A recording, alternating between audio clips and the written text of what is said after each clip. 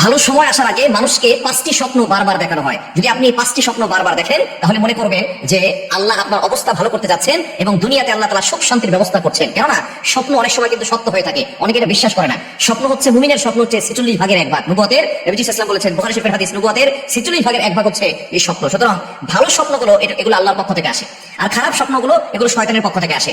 আর আমরা ভয়ঙ্কর কিছু স্বপ্ন দেখি, এগুলো সব শয়তানের পক্ষ থেকে, এবং আমরা দিনের বেলা যেগুলো সব চিন্তা করি এগুলো রাতের বেলা স্বপ্ন দেখি, এটা হচ্ছে ইচ্ছা স্বপ্ন। সুতরাং ভালো স্বপ্নগুলো আল্লাহর পক্ষ থেকে আসে। সুতরাং আপনি এই ভালো স্বপ্নগুলো যদি বারবার দেখতে থাকেন, 5টি স্বপ্ন যদি আপনি দেখেন, তাহলে মনে করবেন যে আপনার অবস্থা ভালোর দিকে যাচ্ছে, আল্লাহ পাক রব্বুল আলামিন আপনার জীবন চলার পথ সহজ করে দিচ্ছেন। এটা মুহাম্মদ ইবনে সিরিন রাহমাতুল্লাহি আলাইহি তিনি তার কিতাবের ভিতরে বলে দিয়েছেন।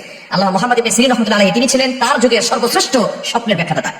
ইউসুফ আলাইহিস সালাম কিন্তু স্বপ্নের সবচেয়ে বড় ব্যাখ্যাদাতা ছিলেন।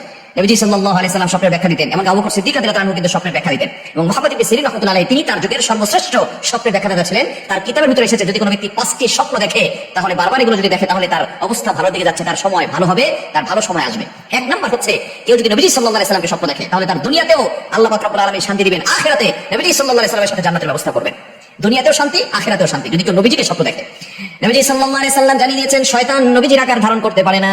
এজন্য যে ব্যক্তি নবীকে স্বপ্ন দেখবে, সে কেমন যেন নবীকেই সরাসরি স্বপ্ন দেখবে। এজন্য যে ব্যক্তি নবীকে স্বপ্ন দেখে, তার জন্য আল্লাহ তাআলা জান্নাতকে ওয়াজিব করে দেন। এজন্য অবশ্যই নবীজি সাল্লাল্লাহু আলাইহি সাল্লামকে স্বপ্ন দেখার জন্য বেশি বেশি দুরূদ পাঠ করবেন। আর যারা স্বপ্ন দেখেন তাদের দুনিয়াতেও শান্তি, ভালো সময় আসবে, আখিরাতে আল্লাহ তাআলা জান্নাতের ব্যবস্থা করবেন।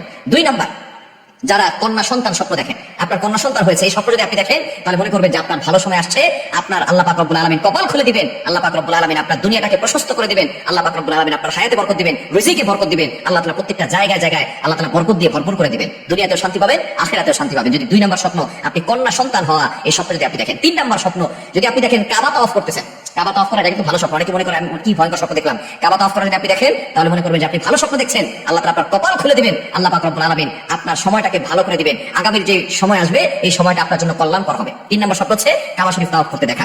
4 নাম্বার স্বপ্ন হচ্ছে, আলেমদেরকে যদি স্বপ্ন দেখেন যে তিনি হাসছে, আলেমরা যদি হাসে, এই স্বপ্ন যদি আপনি দেখেন, তাহলে মনে করবেন যে আপনার কপাল ভালো এবং আপনার দিকে কল্যাণ বেশি বেশি করে আসতেছে। এবং 5 নাম্বার স্বপ্ন হচ্ছে, যদি আপনি দেখেন নিজেকে ইমামতি করছেন, আপনি ইমামতি করছেন নামাজের, তাহলে এই স্বপ্ন কিন্তু ভালো স্বপ্ন। নামাজের ইমামতি করা মানে হচ্ছে আপনি নেতা হবেন, আল্লাহ পাক রব্বুল আলামিন আপনার জীবনটাকে সুন্দর করবেন, আপনার জীবনে বরকত আসবে, আপনার জীবনে রহমত বেশি বেশি করে আসবে যদি কেউ নামাজে ইমামতি করতেছেন এই স্বপ্ন দেখেন।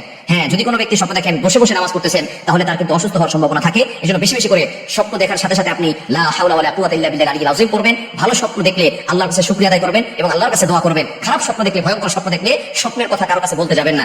স্বপ্ন এটা কিন্তু সত্য হওয়ার সম্ভাবনা থাকে, যদি আপনি কারো কাছে বলেন, সে যদি উল্টাপাল্টা কোনো ব্যাখ্যা করে, সেই ব্যাখ্যা আপনার জীবনে বাস্তবায়ন হওয়ার সম্ভাবনা থাকে। এজন্য অবশ্যই স্বপ্নের কথা যিনি ভালো আলেম, যিনি স্বপ্ন সম্পর্কে জানেন, তার কাছেই বলবেন, এছাড়া অন্য কারো কাছে স্বপ্নের কথা বলতে যাবেন না। ভয়ঙ্কর স্বপ্ন দেখলে আপনি লা হাওলা ওয়ালা কুওয়াতা ইল্লা বিল্লাহিল আলিয়্যিল আযীম পড়বেন, আউযু বিল্লাহি মিনাশ শাইতানির রাজীম পড়বেন। এছাড়া ভালো স্বপ্নের কথা, খারাপ স্বপ্নের কথা যারা জানে না তাদের কাছে বলতে যাবেন না। এই বিষয়ে খেয়াল রাখবেন। এই 5টি স্বপ্ন যদি আপনি